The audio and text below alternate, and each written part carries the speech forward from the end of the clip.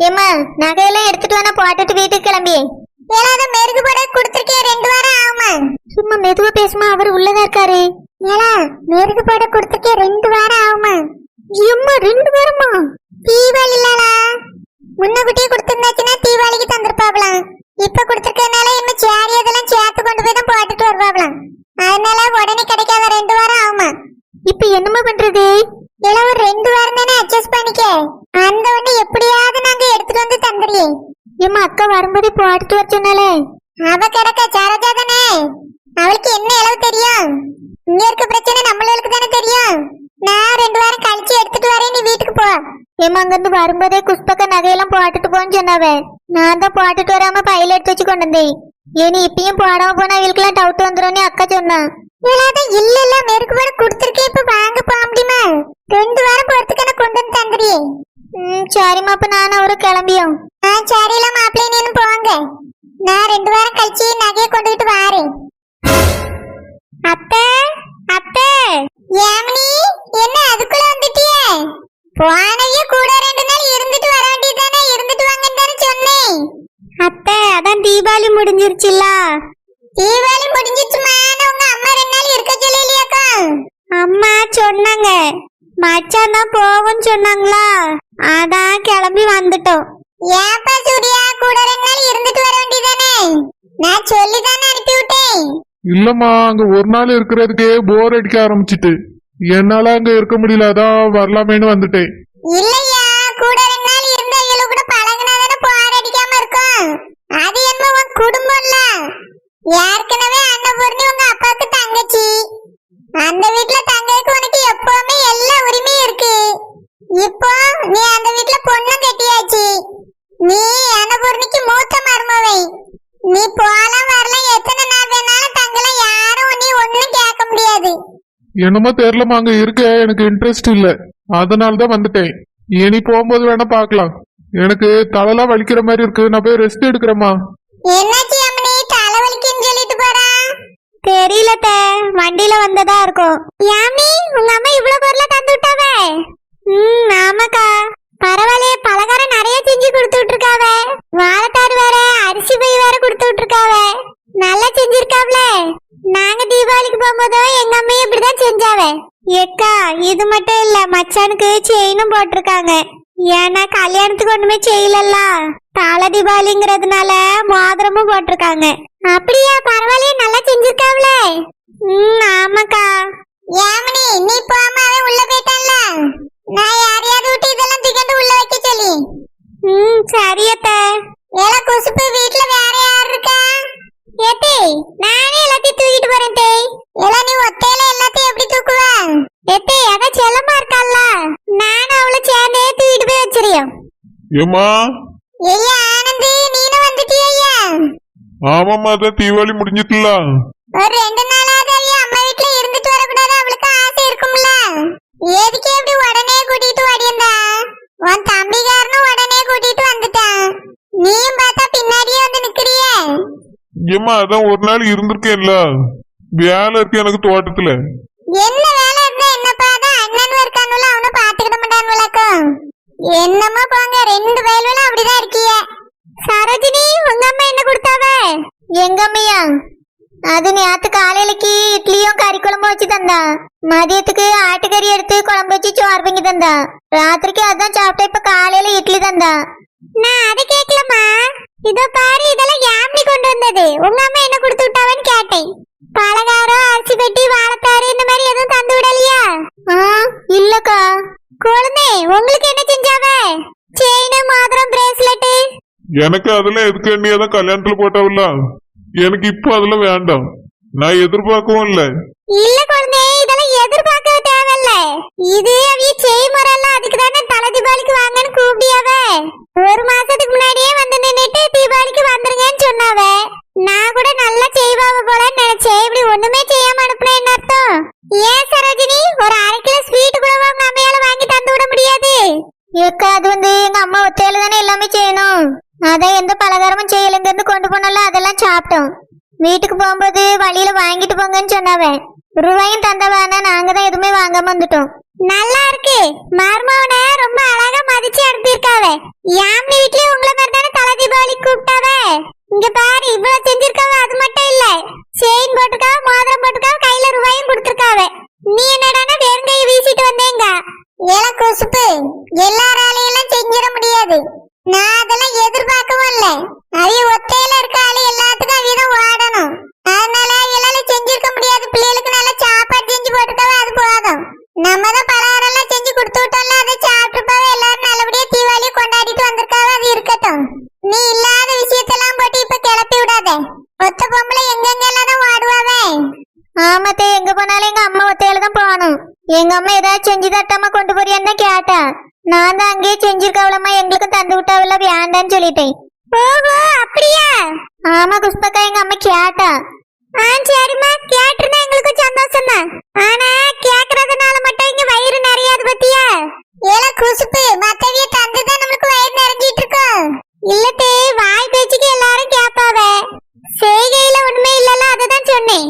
எனக்கு எதுக்கு அவ வீட்டு பலகாரம் அவ கொண்டு வந்தாலான்னு கேட்டேன், அவ்வளவுதான் தே.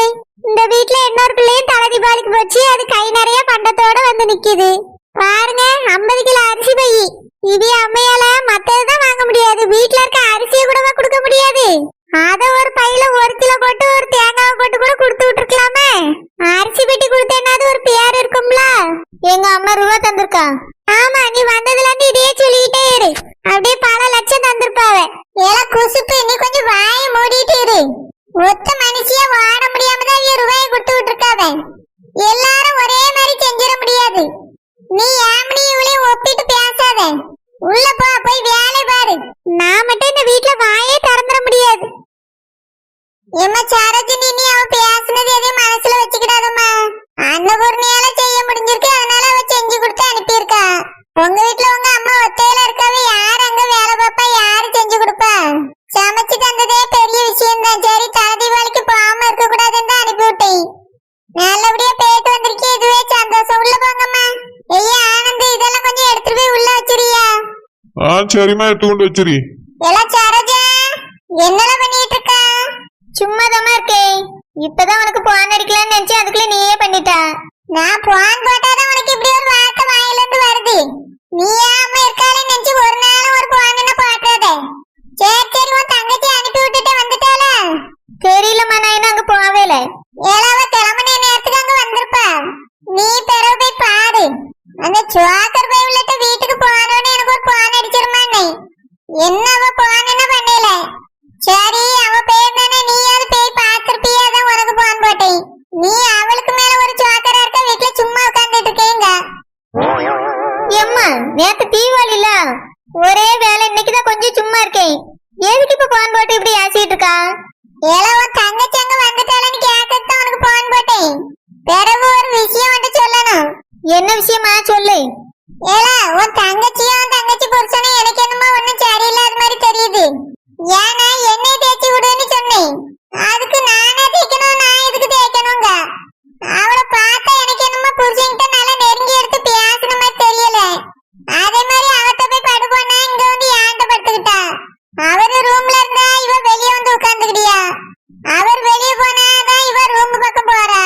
ரெண்டு பேரும் நல்லா பேசி சிரிச்சு வாங்கி இருந்த மாதிரி எனக்கு பார்க்க தெரியல. ஆனா மாமா மாமான்னு கூப்பிடியா? கூப்பிட்டாலும் அதுல பெருசா அந்நியோன்யமா இருந்த மாதிரி தெரியல. ரெண்டு பேருக்குள்ள எதுவும் பிரச்சனை இருக்கா, என்ன ஏதுன்னு ஒன்னும் தெரியல சரோஜா. இல்ல ஆரம்பத்துல இருந்தே ரெண்டு பேரும் இப்படிதான் இருக்காவளா? நீ அங்கதானே இருக்க மாட்டே, எத்தனையோ தடவை சொல்லியிருக்கேன், கொஞ்சம் கவனிச்சிக்க. நீ கவனிச்சியா இல்லையாளா? ஏம்மா, நான் இந்த வீட்டுல இருக்கேன், வாயா போய் அங்க என்னத்தை கவனிக்க முடியும்? நான் போற நேரம் ஒத்தையில தான் ஒத்த குரங்கு மாதிரி கட்டில உட்காந்துருப்பா. என்ன ஏதுன்னு கேட்டு சத்தம் போடுவேன். அந்த நேரம் பார்த்து அவரு வருவாரு. எதுக்கு சரோஜினி ஆசிட்டுக்கே சத்தம் போடுறியன்னு கேட்பாரு. அவ்வளவுதான், இருந்தாலும் ஒன்னும் இல்லைன்னு சொல்லிட்டு நான் பாட்டுக்கு வந்துடும். வேற என்னத்தை கவனிக்க சொல்லியா? நான் அந்த வீட்லயே இருந்தாலாவது கவனிக்கலாம். நான் இருக்கிறது என் வீட்டுல, எப்பயாவது நாங்க போக முடியும். அப்படி இருக்கும்போது நான் என்னத்தமா பார்க்க முடியும்? ஏல சரோஜா, நான் இங்க பார்த்த வரைக்கும் ரெண்டு பேரும் ஏதோ ஒண்ணு சரியில்லாம தான் இருக்காவே. ரெண்டு பேருக்குள்ளயும் பேச்சு வார்த்தையெல்லாம் அவ்வளவா இருந்த மாதிரி தெரியல. இப்படியே இருந்தவனா சரிபட்டு வராது. நாளைக்கு ஏதோ பிரிவினையில வந்துருமோன்னு எனக்கு பயமா இருக்கு. அதனால இதை சரி பண்ணதுக்கு பாரு, நீ தான் பக்கத்துல இருக்கா. உன்னால முடியலன்னா அம்மாட்டையாவது சொல்லு. முதல்ல நீ உன் தங்கச்சிட்ட கேளு, என்னதான் பிரச்சனை